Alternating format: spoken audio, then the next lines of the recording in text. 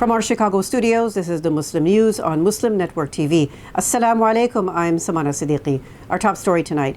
President Donald Trump has issued a stark warning suggesting the ceasefire in Gaza should be scrapped if all Israeli prisoners are not released by noon on Saturday. Trump said if they're not all back by then, all hell will break out. He stressed that partial releases would not be acceptable and suggested many prisoners might already be dead. When pressed on whether Israel would retaliate, he responded, Hamas will find out. Hamas's armed wing said this week it will delay the release of 3 Israeli captives until further notice. The spokesman for the Izz ad-Din Qassam brigades, Abu Ubaidah, said Israel has violated the terms of the ceasefire agreement that came into effect on January 19th.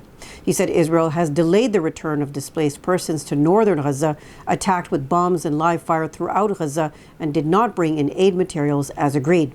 Hamas says Israel must fulfill its obligations and retroactively compensate for violations over the past few weeks. I just think it's time to either you release everybody. They're not going to be alive right now. Based on what I saw over the last 2 days, they're not going to be alive for long. Saturday at 12 o'clock, and after that, it's going to be a different ballgame. Jordan's King Abdullah II met with President Donald Trump in Washington, D.C. today. The meeting came amid Trump's insistence that Jordan accept Palestinians he wants to expel from Gaza, allowing the U.S. to take control of the enclave. Trump's proposal aims to relocate nearly 2 million Palestinians to Jordan and Egypt and transform Gaza into what he calls the Riviera of the Middle East. His comments have drawn strong condemnation not only from Jordan, but also from Egypt, Saudi Arabia, the United Arab Emirates, and Qatar. However, Trump insists that U.S. financial aid will pressure Jordan and Egypt to comply.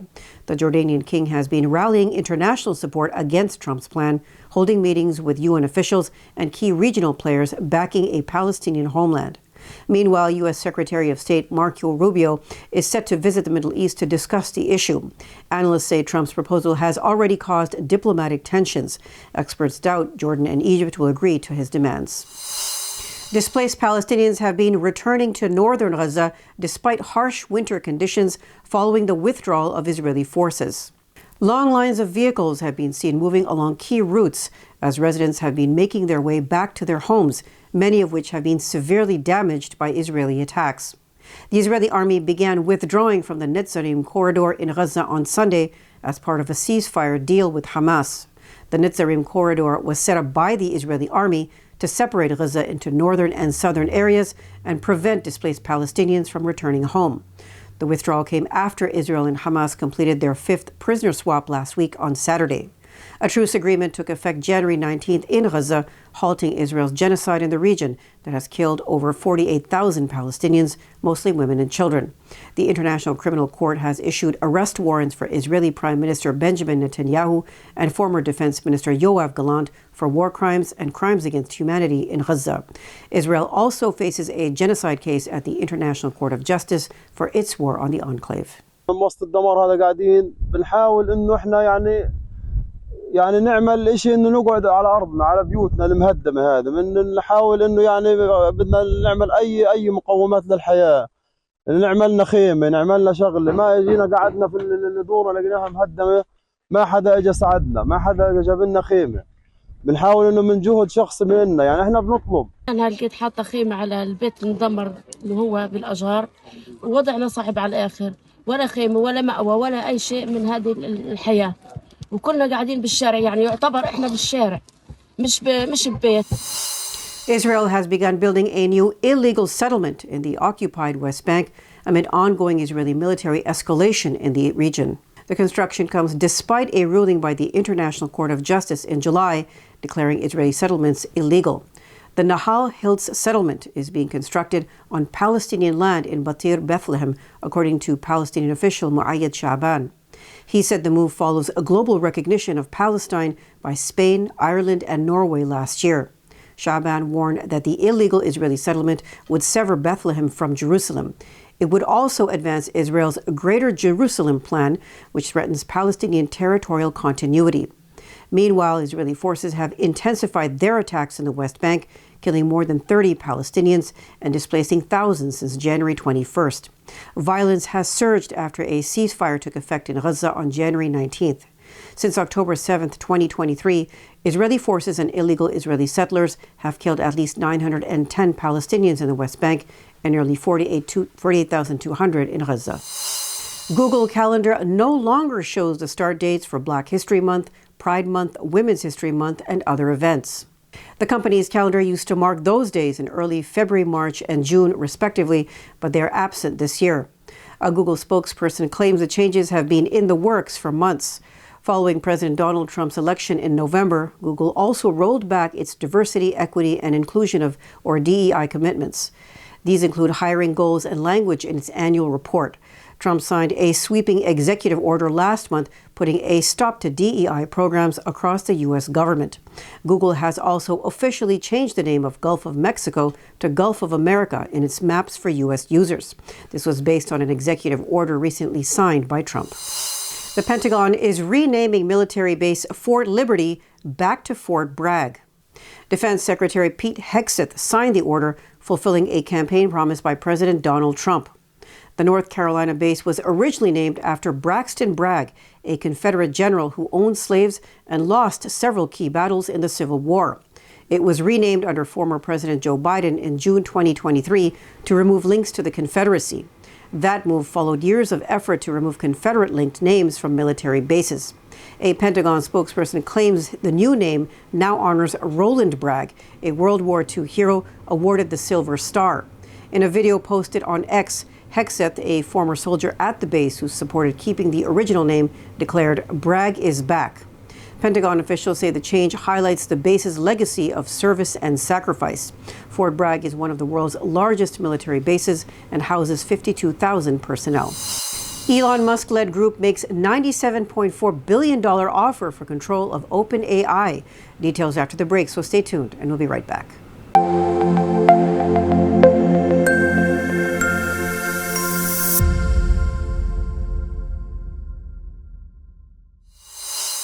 Welcome back. A consortium of investors led by Elon Musk has submitted a $97.4 billion bid to buy control of OpenAI. The Wall Street Journal quotes Musk's attorney, Mark Toberoff, saying he formally presented the offer to OpenAI's board of directors. The move could disrupt CEO Sam Altman's plan to turn OpenAI into a for-profit company and invest $500 billion in AI infrastructure through the Stargate project. Musk now serves as the head of the U.S. Department of Government Efficiency, a task force aiming to streamline federal operations and reduce wasteful spending. Altman and Musk co-founded OpenAI as a nonprofit in 2015, but after Musk's 2019 departure, Altman led its shift toward a for-profit model. Altman responded on X saying, "No thank you, but we will buy Twitter for $9.74 billion if you want." Senator John Ossoff is urging the Trump administration to reject El Salvador's offer to jail American citizens.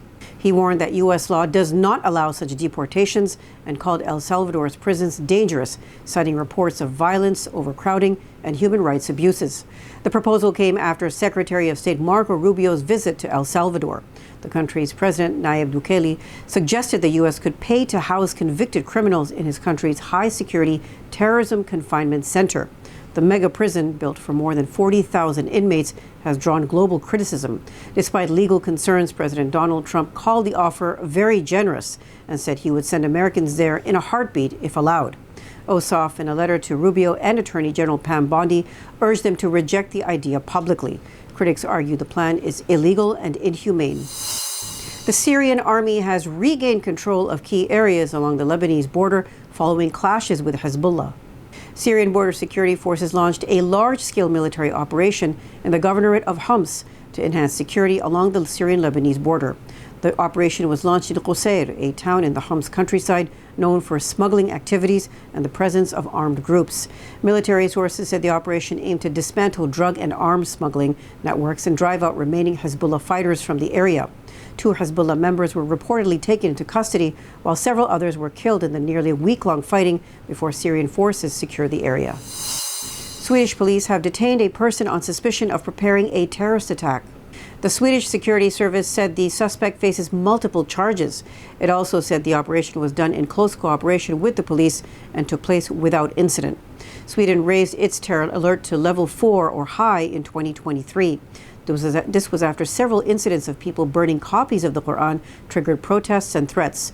Less than 2 weeks ago, Salwan Momika, who publicly burned and ripped pages out of the Quran outside the Stockholm Mosque, was shot dead in his apartment in Sweden.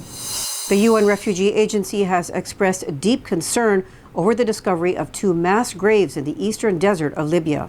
UNHCR spokesman William Spindler said the discovery was a tragic reminder of the extreme dangers faced by refugees and migrants on their journeys.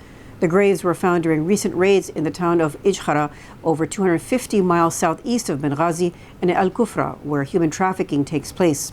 Authorities freed 259 refugees and migrants from a trafficking site in Ijkhara on January 29th. So far, 47 bodies have been recovered from these 2 sites. White South Africans are concerned the U.S. government's recent decision to halt financial aid to their country could worsen racial tensions. On Friday, President Donald Trump signed an executive order freezing financial aid amid allegations that the South African government is seizing land from white farmers without compensation. South Africa's government counters that its land expropriation law is intended to correct inequalities caused by colonialism and apartheid. These forcibly removed black South Africans from their land. South African President Cyril Ramaphosa insists the policy is meant to create fair land ownership and economic justice. Whites, who are called Afrikaners, make up 8% of South Africa's population of 63 million. Many within the Afrikaner community, who are descendants of Dutch settlers, believe the decision by Washington, D.C. to cut aid could have serious consequences for social stability. Land remains a highly sensitive issue in the country, with most farmland still owned by white South Africans, despite decades of efforts to redistribute it.